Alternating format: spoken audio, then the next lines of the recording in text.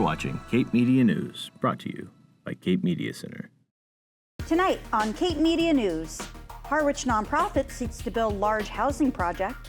Plus, possible mold contamination at Monomoy Middle School. And Chatham is one step closer to senior center renovation. These stories and more are coming up next on Cape Media News.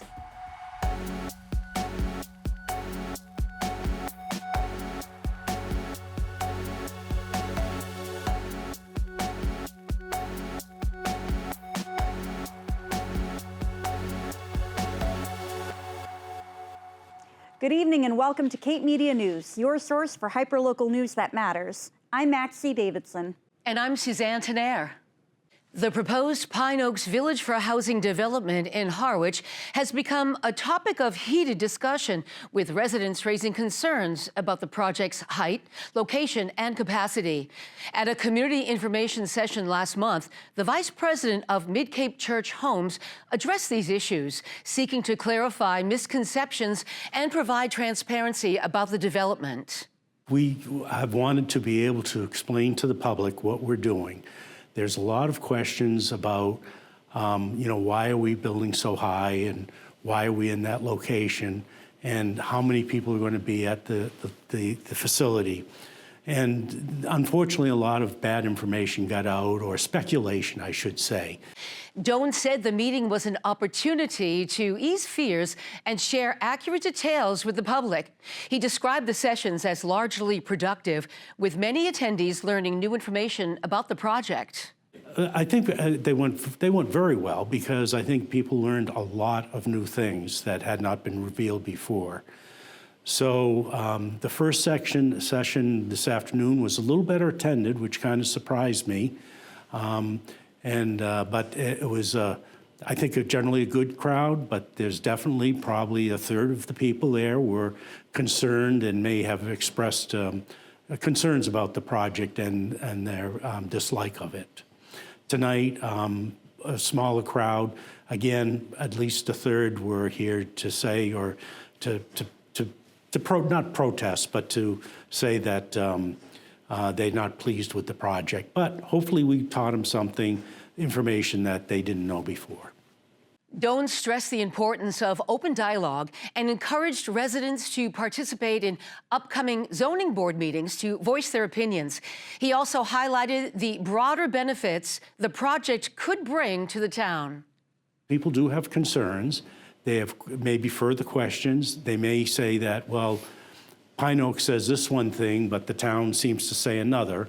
That'll give them an opportunity that we can figure out what might be the correct data or the right path that they're going on. It is a good opportunity for people to state not only just negatively, but positively. And we do hope a lot of people that are supporting us will come to the ZBA and say, yeah, this is a good idea. We may sacrifice a little over here that we're a little uncomfortable with, but the overall picture is going to be a true benefit to the town of Harwich. To keep the community informed, Pine Oaks Villages is sharing updates through newsletters and social media. Video of the recent meeting will also be available right here on Channel 26 on Monday, January 13th at 11 a.m. and again on Wednesday, January 15th at 6 p.m.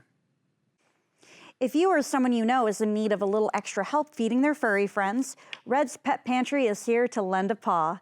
Cape Cod DART, the Disaster Animal Response Team, is offering supplemental dog and cat food through their pop-up pet food pantries. The pantry will be open on the second Saturday of each month from now until May, 10 a.m. to 12 p.m. You can find them at the Salvation Army parking lot, located at the corner of North Street and Winter Street in Hyannis. For more information, email ccdartpfp@gmail.com, visit their website at ccdart.org, or check out their hashtag ccdartpopup. Managing neurological conditions just got a little easier. The Visiting Nurse Association of Cape Cod introduces NeuroGo, a specialized exercise program designed for individuals living with stroke symptoms, Parkinson's disease, or neuromuscular disorders. Led by an exercise physiologist, NeuroGo is designed to help decrease neurological symptoms, improve fitness, and give your brain a workout. Sessions will be at the Harwich Council on Aging every Wednesday from 2 to 3 p.m. starting January 15th through March 5th, 2025. This program is open to Harwich residents, but advanced registration is required, including completion of a VNA application before the program begins. For more information or to sign up, contact the VNA of Cape Cod at 508-957-7423. Get ready to embrace the magic of winter at the Yarmouth Winter Carnival. From February 15th to the 17th, head over to Skull Island in South Yarmouth for 3 days of frosty fun. Enjoy carnival games, magic shows, food truck treats, unique crafts, and an animal petting zoo, and even an ice skating rink. There's something for everyone to enjoy. Admission is just $5 per person, and kids 6 and under get in free. The event runs daily from 11 a.m. to 4 p.m., making it the perfect way to spend the long holiday weekend with family and friends while supporting local businesses. For more details, visit yarmouthcapecod.com. Are you a Chatham resident looking to give back to your community? Join the Center for Active Living for a volunteer orientation session on Wednesday, January 22nd at 11 a.m. This is a great opportunity to learn how you can make a difference while connecting with like-minded individuals. For more information, contact Anna Milan at 774-701-0503 or email her at amalan@chatham-ma.gov. Don't miss this chance to get involved and make an impact in your community. Celebrate Autism Appreciation Month at the 3rd Annual Autism Appreciation Fundraiser on Saturday, January 25th from 1 to 4 p.m. at the Lanyard Bar and Grill in Harwichport. This exciting event features a live raffle and silent auctions with incredible items like Celtics tickets, sunset cruises, and restaurant gift bundles from all your local favorites. Dance the night away with live entertainment by MC Jonathan Thompson of JT's Chronicles and DJ Scott Dias. Tickets are just $5 at the door, with raffle tickets available at 2 for $10 or 5 for $20. All proceeds will benefit local autism awareness initiatives. Come enjoy great fun, bid on amazing prizes, and support a great cause. Veterans, mark your calendars for a special post-holiday celebration. Join the Veterans Outreach Center, Cape and Islands, for Christmas in January by Rendezvous Cafe on Monday, January 22nd from 9:30 to 11 a.m. at the Barnstable Council on Aging in Hyannis. Enjoy coffee and donuts while listening to festive Christmas music performed by Bill Boyer. This event requires an RSVP, so be sure to contact Barbara Ann Foley at 508-237-3349 to reserve your spot. Don't miss this heartwarming celebration of community and holiday spirit. Are you ready to achieve your personal goals and create a brighter future? The REACH project, offered by the Homeless Prevention Council, is here to help Cape Cod residents who struggle financially or with housing stability. This 3-month action-oriented program provides individualized coaching and strategic support, including access to a $2,000 stipend, to help you chart your path forward. Sign-ups are open now, and the program starts on January 16th. Call 508-255-9667 or email help@hpccapecod.org today to enroll. Coming up after the break, mold at Monomoy? Stay tuned. Welcome back to Cape Media News. Concerns are rising in Harwich and Chatham as parents, teachers, and community members voice their alarm over persistent water damage and potential mold issues at Monomoy Regional Middle School.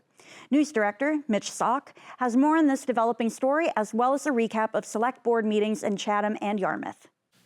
Parents are raising serious concerns about air quality at Monomoy Regional Middle School, citing persistent water damage and suspected mold issues that could be affecting health of students and staff. Courtney Wittenstein, a parent of a 6th grade student, shared her family's struggles, noting her son's respiratory issues that have kept him out of school for over a month. Wittenstein also mentioned hearing about symptoms like headaches and vertigo from other parents and faculty. On social media, she expressed frustration over the school's lack of transparency. I'm not an alarmist, but this is absolutely a red flag situation. I work at the Cape Cod Chronicle, and that's the only reason I know about this issue. Parents should be getting regular updates from the school. School officials have undertaken some remediation efforts, including work completed over the summer and a proposed $6 million siding repair project. However, parents are seeking clarity on how mold concerns will be addressed in the long term. While a recent mold report indicated some progress, questions remain about funding and the scope of comprehensive solutions. At this week's Harwich Select Board meeting, community members reiterated their concerns about the building's condition. Officials confirmed that the damage goes beyond the siding, impacting structural components and ventilation systems. A feasibility study has revised the estimate repair costs from $2.5 million to $6.3 million, highlighting issues like improper flashing around windows that has allowed water infiltration. All I care about is the kids and those teachers, and if the air quality is really poor in there, then, something needs to be done yesterday. Moving over to Chatham, the Center for Active Living is one step closer to a major renovation and expansion aimed at enhancing accessibility, modernizing facilities, and increasing programming space for older residents. Key features of the plan include a 30% expansion of the first floor multipurpose room, a dedicated space for the Senior Day program, upgraded elevator and HVAC systems, and expanded parking with 47 spaces, including accessible spots. During a joint meeting of the Select Board and the Council on Aging Board of Directors, officials reviewed updated schematic designs and cost estimates. The preferred blue option, which includes both renovations and an addition, is projected to cost $3.8 million.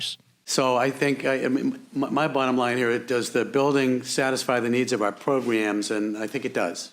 In my mind, in my voice, so far so good. I really kind of like what I see. No votes were taken at the meeting, but public comments were accepted until noon today. The board will revisit the discussion at their January 14th meeting. If approved, the design phase will begin immediately, with funding expected to be presented as a warrant article at the May 2025 annual town meeting. Construction is slated to start in late August, following the summer season, and will take approximately 9 months to complete. During this period, CFAL programming will temporarily move to the community center. This has been a great presentation. You all know me as a solid supporter for a CFAL or a senior center. This proposal brings Chatham into today's world of a majority elderly community. That's what we are. And you made that point just a moment ago. So I'm totally in favor of this. Let's go forward with it. Let's get it done. Thank you. And in Yarmouth, the Select Board opened their meeting this week with a moment of silence for Gary Ellis, a beloved volunteer and former chair of the Community Preservation Committee who passed away this week. Board members praised his contributions and extended condolences to his family. Public comments highlighted support for the HEROES Act, a new law expanding tax exemptions for disabled veterans, while concerns were raised about budget forecasting, investment strategies, and fire department staffing challenges, particularly with ambulance coverage. Colleen Meadows from the Cape Cod Commission presented findings from the Station Avenue Corridor Study, which identified issues such as traffic congestion, crash patterns, and pedestrian safety. Proposed solutions include adding traffic signals or roundabouts at key intersections. Further studies will assess the impact of school expansions in the area. Capital planning was also a focus. The board is working on a rolling stock plan to keep town vehicles updated and a 10-year plan for maintaining town facilities. They are exploring funding options beyond property taxes to address these needs. An update from the Matakees Elementary School Utilization Committee outlined a phased approach to repurpose the 70-acre property. Potential uses include housing, recreation, and municipal facilities, with a final plan expected by year-end. The fiscal year 2026 budget discussion centered on a level service approach, maintaining fiscal stability without introducing major new programs.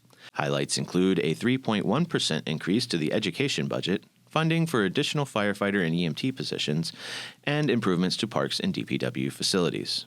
The board is also considering adopting the Massachusetts Veterans Heroes Act, which provides tax exemptions for disabled veterans. While supportive of the initiative, they are evaluating the potential $150,000 impact on the budget and exploring ways to mitigate the strain on town finances. And that's it for this week. For Cape Media News, I'm Mitch Sock. Coming up after the break, sports and more. Stay tuned. Welcome back to Cape Media News. Join the Marston's Mills Village Association for their annual Ham and Beans Supper on Saturday, January 25th at Liberty Hall. Seating is available from 4 to 6 p.m., and a suggested donation of $10 per adult will be collected at the door.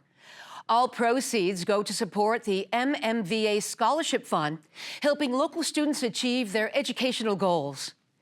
Enter the 50-50 raffle with tickets priced at just $1 each or 6 for $5. You don't even have to be present to win.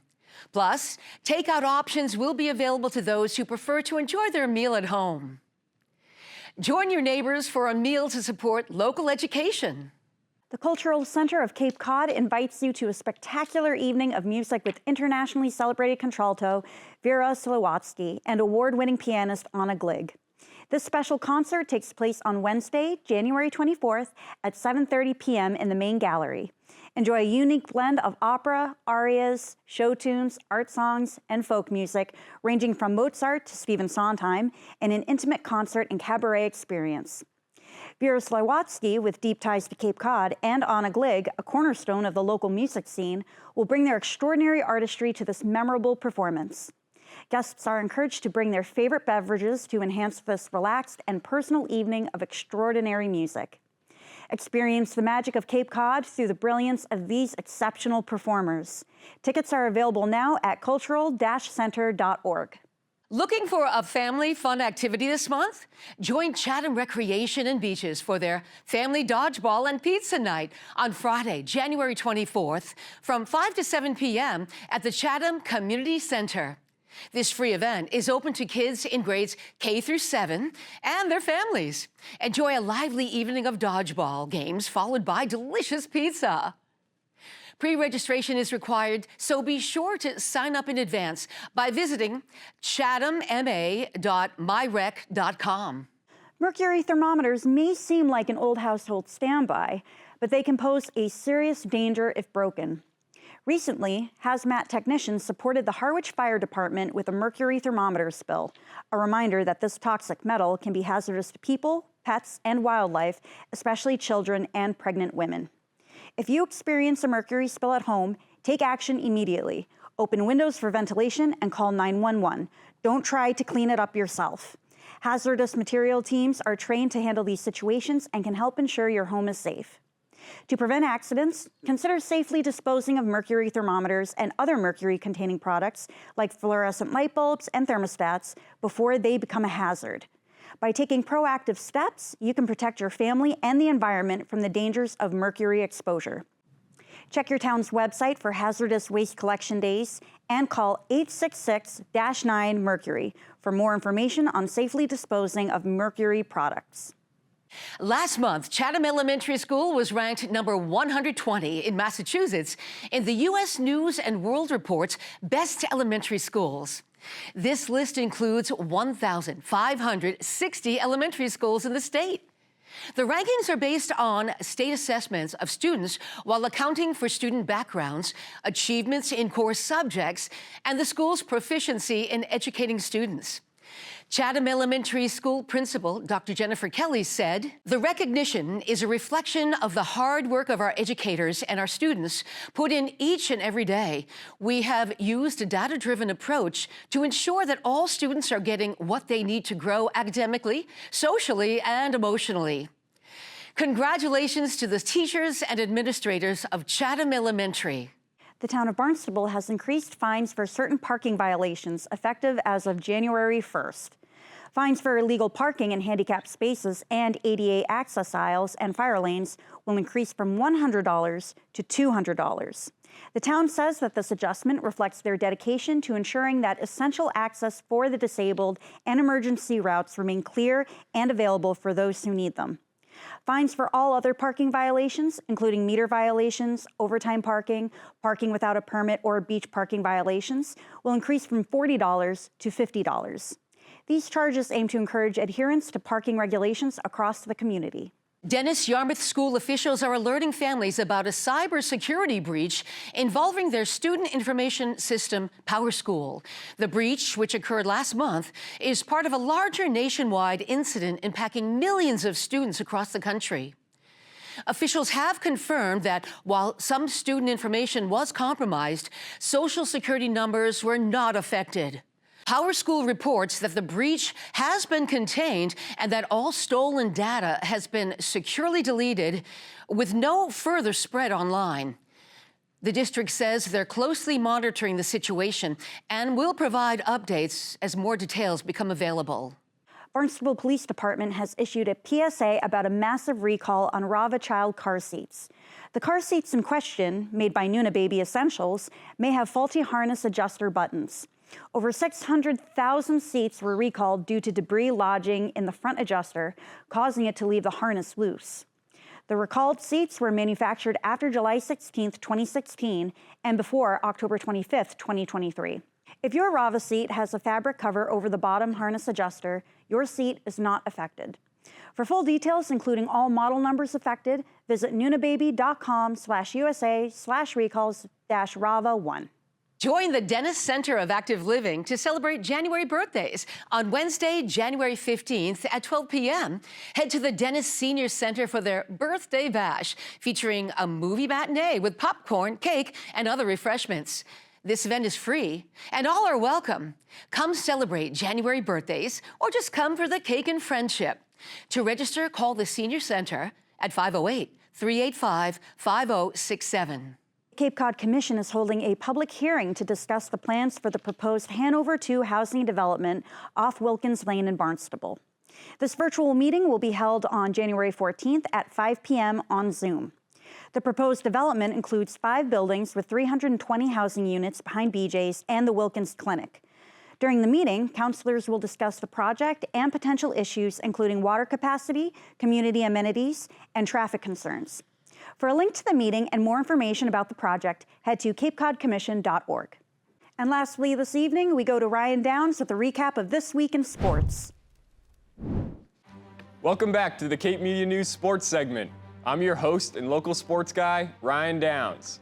Winter sports are in full swing, with most teams having already played at least 5 games and a few league games.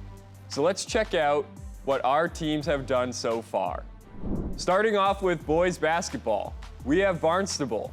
They are out to a 5-3 start this season, winning 3 of their last 5 games, while also going 3-1 in league games so far.